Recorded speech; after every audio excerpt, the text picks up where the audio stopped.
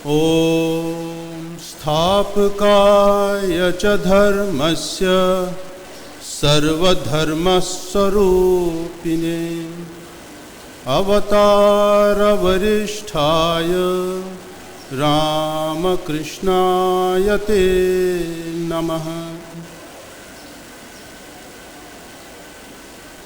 Revered Swami Suhitanand Maharaj, President of this meeting, Swami Purnatmanand Maharaj, Swami Vimohanand ji, senior monks, other monks and brahmacharis, and devotees of Sri Ramakrishna.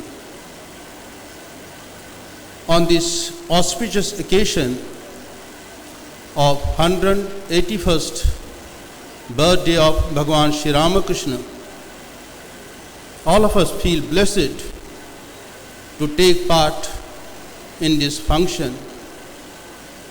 We have assembled here to discuss the life and message of Sri Ramakrishna. Swami Purnatmanand Maharaj discussed one aspect of his life. I will try to highlight another aspect of his divine life. Girish Chandra Ghosh, a devotee of Sri Ramakrishna, asked Swami Vivekananda to write a biography of Sri Ramakrishna. Swamiji replied, "Please don't request that. I shall very gladly do whatever you ask of me other than this. I would not even hesitate to revolutionize the whole world at your request, but I shall not be able to write about him. He was so profound, so great, that I have not understood him at all. Do you advise me to fashion a monkey while trying to mold an image of Shiva? I can't do that." Although he expressed his inadequacy many times, Swamiji did speak and write about Sri Ramakrishna. His reminiscences of and reflections on his beloved master are scattered throughout the 9 volumes of complete works. It is worth adding that Vivekananda's own life appeared to be Ramakrishna himself in action, not only in Swamiji's explicit utterances, but also implicitly all through his complete works. Ramakrishna is present, for the mind of the disciple was not other than that of the master. In fact, Vivekananda's writings and lectures are all commentaries on Sri Ramakrishna's message. He himself said, "All the ideas that I preach are only an attempt to echo his ideas." In the West, Swami Vivekananda seldom talked about his masters. This is because he strongly opposed to religious dogmatism, fanaticism, and personality cult. He knew that a personality cult grows speedily and dies quickly. He preached the eternal and universal principles of Vedanta.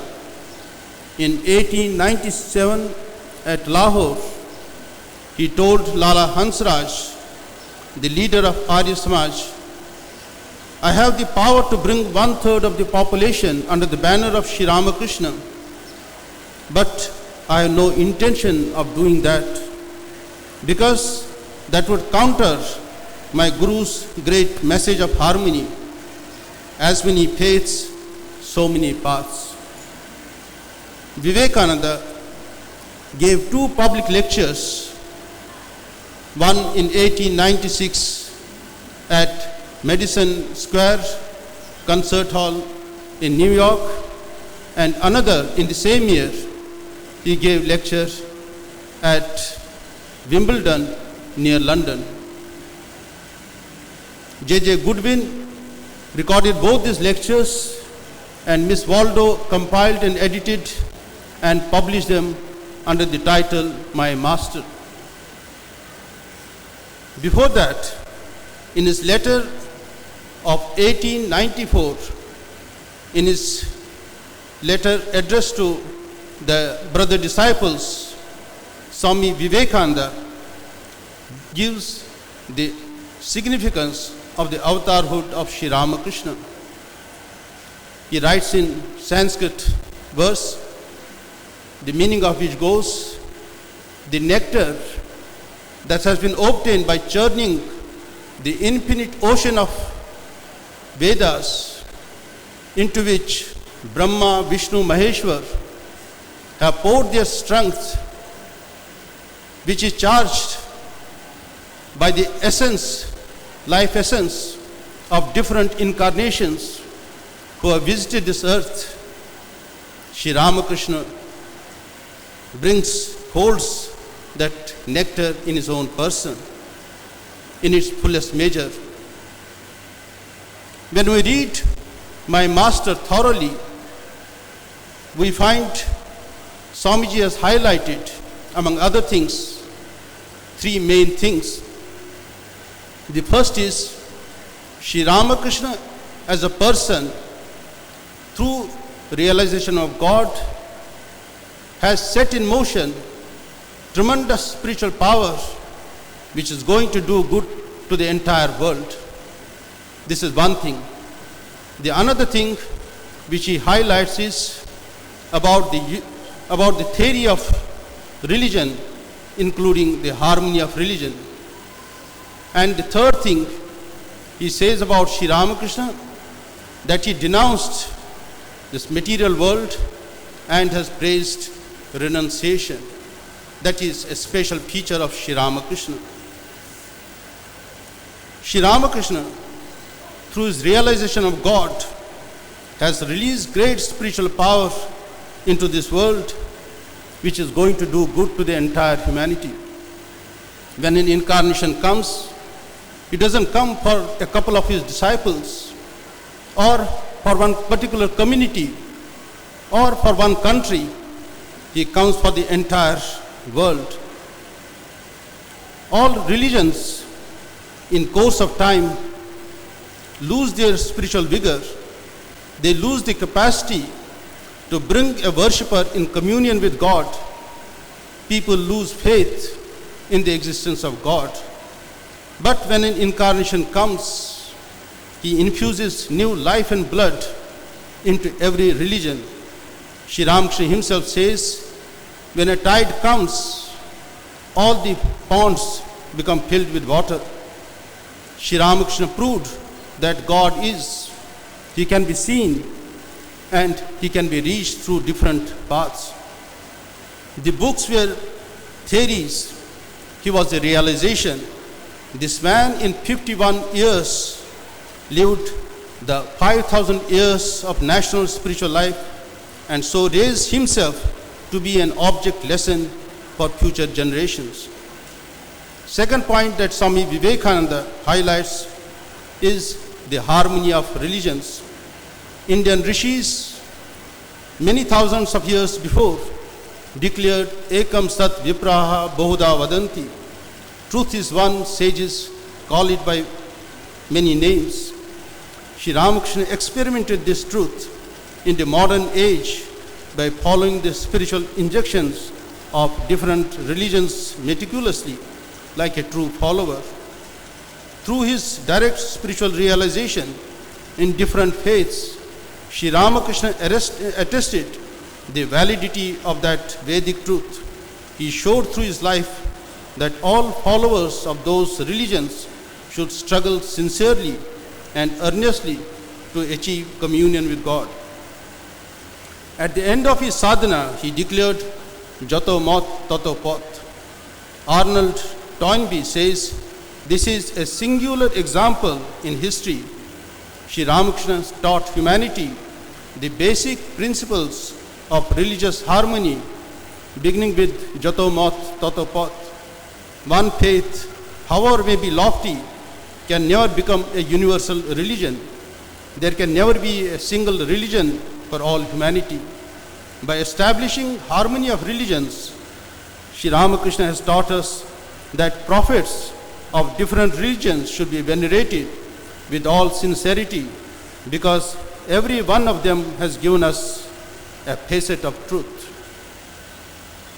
After the completion of his sadhana, Sri Ramakrishna began to preach openly his doctrine of harmony of religions.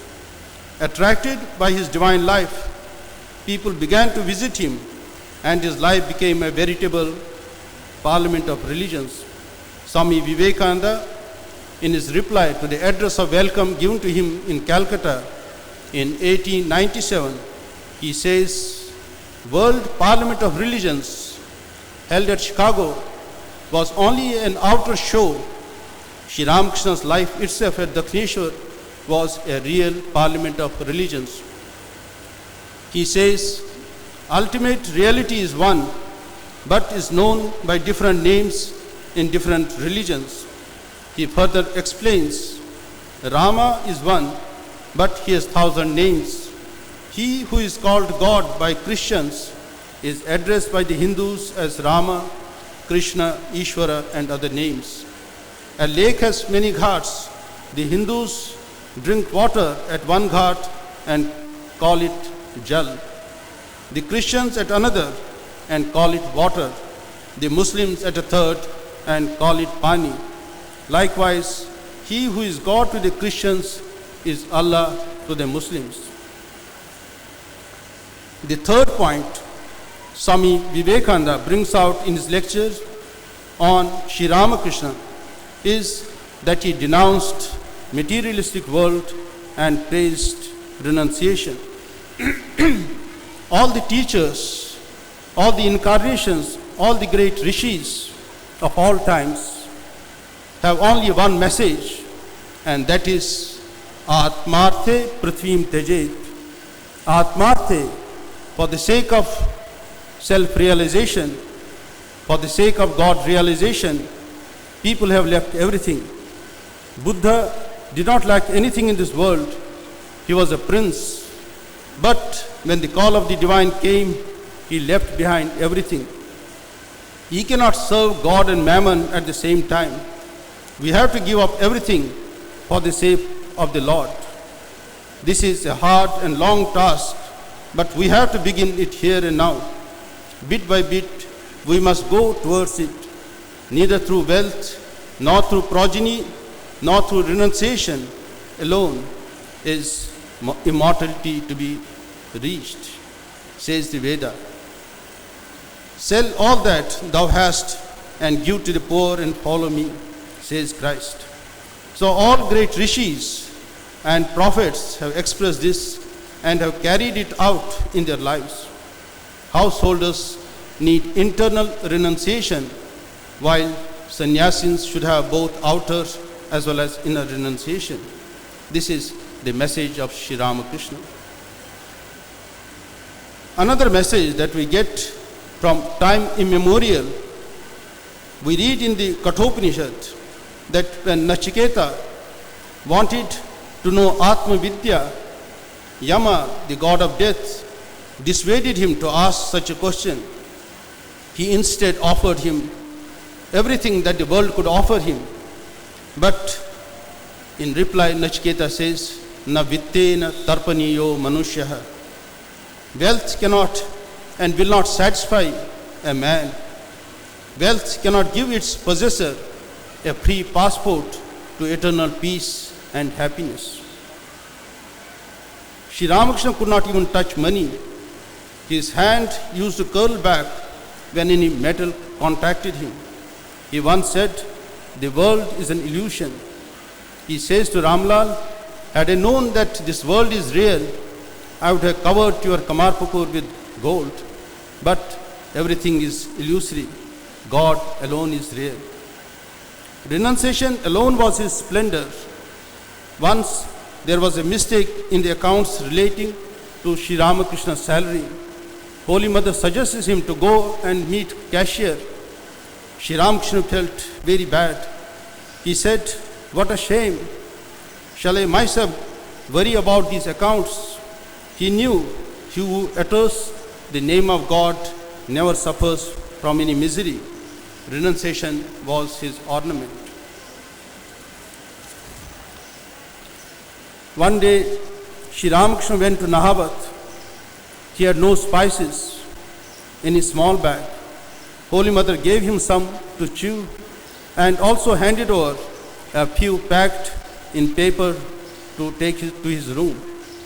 He then left, but instead of going to his room, he went straight to the Ganga. He did not see the way, nor was he conscious of it. He was repeating, "Mother, shall I drown myself? Shall I drown myself?" Suddenly, Hriday came out and took him by hand. A moment more, he would have dropped into the Ganga. Because some extra spices were given to him, he couldn't find his way. A holy man must not lay things by. His renunciation was 100%. Gold and lust are Maya. They are two obstacles to God's realization. In the beginning of his sadhana, Sri Ramakrishna took money in one hand and clay in another hand. He went on shuffling the contents of one hand into the other, and through his discrimination he came to the conclusion that money and clay are same and threw them in the Ganga. Then another aspect we see in the life of Sri Ramakrishna was that truthfulness. Swami Turiyananda says in spiritual talks, "Truth is God, falsehood is Maya." One gets everything by holding on to truth. Sri Ramakrishna taunted Pandit Shivanath Shastri with the words, "You are such sane people, but how can you speak an untruth? You call me insane, but never does an untruth escape my lips." He once had an engagement with Jadu Malik, but he forgot it, being engrossed in conversation with a number of visitors. At about 11 o'clock in the night, Sri Ramakrishna suddenly remembered when he was retiring to his sleep. He got the lantern lighted and took Swami Brahmananda with him to the garden house of Jadu Malik. Finding the gate closed, he put one foot inside the gate and shouted, "Here I have come." He had given up everything, but he could not give up truth. Holy Mother says, "It never occurred to me that he practiced all the religions with the express motive of preaching the idea of spiritual harmony. He was always in his mood of divine ecstasy. He practiced the methods through which the Christians, Mohammedans, Vaishnavas, and others worship God and realize truth. And thereby he tasted God's discourse in diverse ways. He was completely oblivious of how days and nights would pass. But what you should note, my dear, is that renunciation is a special message in this age. Did anyone see such natural renunciation any time before? As for the harmony of religions you speak of, that also is true. In every incarnation, a particular idea is emphasized and other ideals remain dormant. How firm was his adherence to truth? He used to say, "Truthfulness alone is the austerity in the Kali Yuga. One attains to God by holding on to truth." He also used to say, "He who speaks nothing but truth is resting in the lap of the God." Even though the Master offered the Divine Mother righteousness and unrighteousness, virtue and vice, good and evil, fame and infamy, and everything else pertaining to the body and mind, but he could not say, "Mother, take your truth and take your untruth." The Master himself gave the reason for this.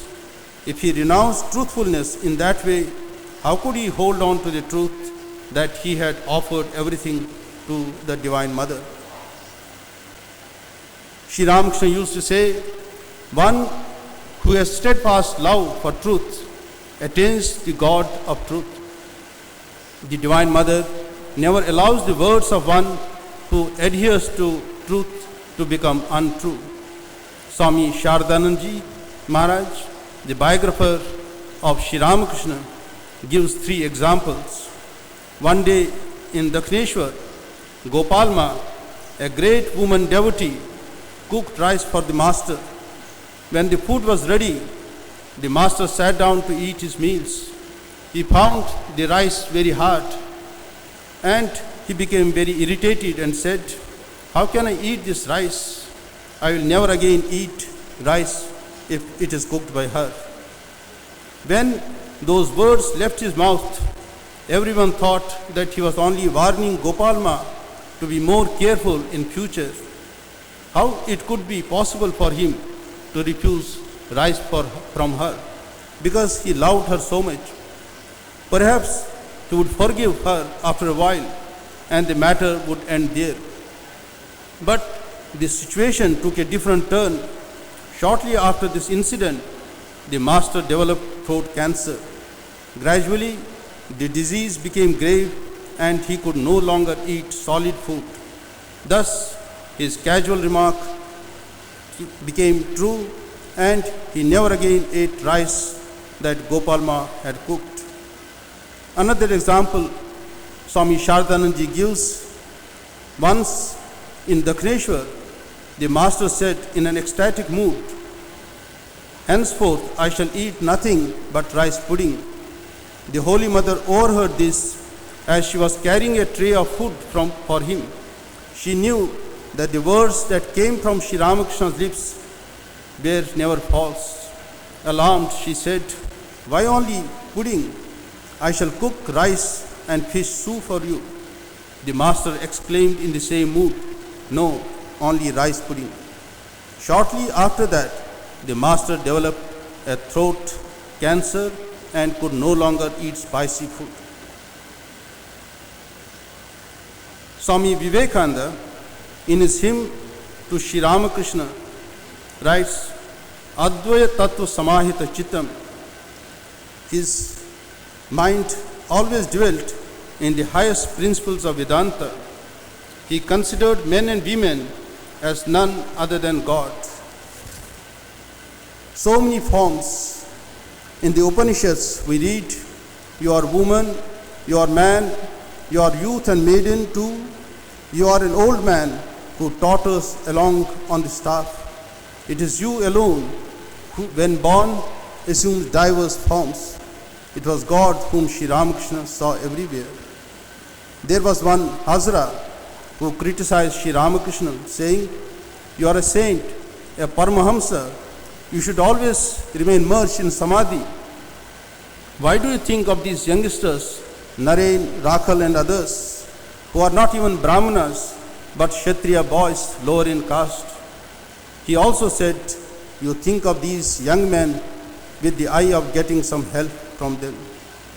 Sri Ramakrishna became much perplexed. He was so very simple, like a child. He went to Mother Kali and said, "Here are people criticizing me like that. Why do they say to that?" And the reply came, "You love Naren and Rakhal not because they are rich, not because they are learned, but because you see Narayana in them." Sri Ramakrishna returned home assured and consoled. Another incident of 2 boatmen quarreling on the Ganga. Sri Ramakrishna's room faced the river and he could see them. The boatmen started fighting and one of them slapped the other very smartly on the back. Sri Ramakrishna cried out in pain. A little later, Hriday, his nephew and attendant, he came and saw red marks on the back of Sri Ramakrishna. Sri Ramakrishna replied, "Nobody has done it, but when those boatmen were quarreling, I felt as though I myself had been beaten."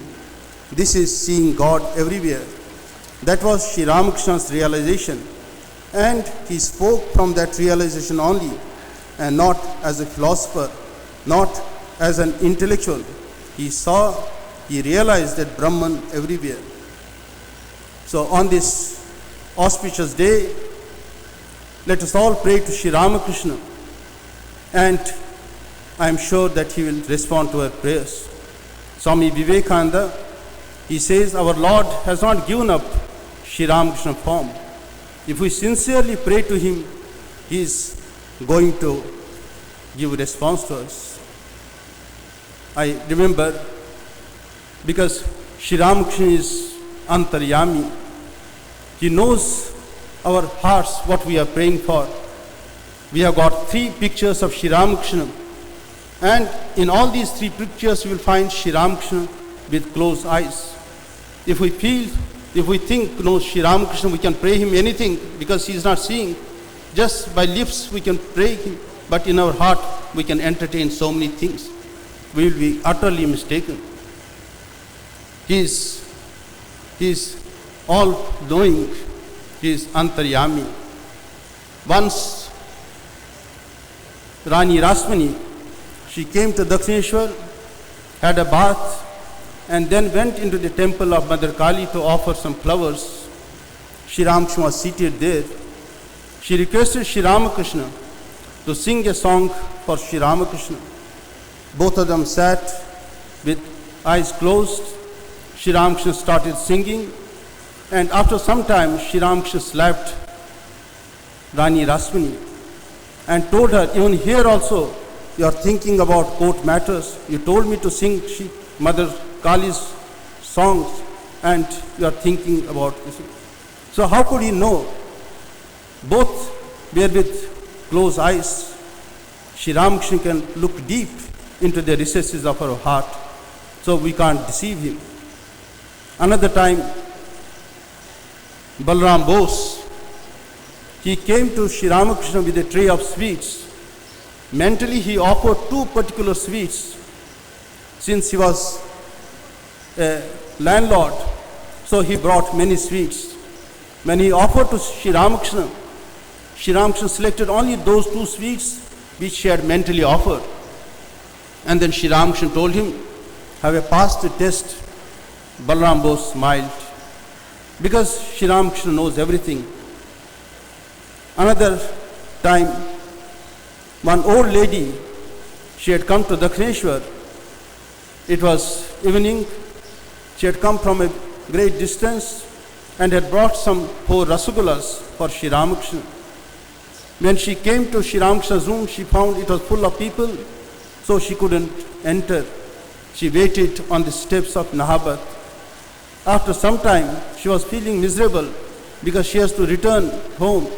She was thinking, when these people will go out and I will go and make pranams to Sri Ramakrishna. In the meantime, Sri Ramakrishna just all on a sudden got up and came out on the veranda. He looked right and left.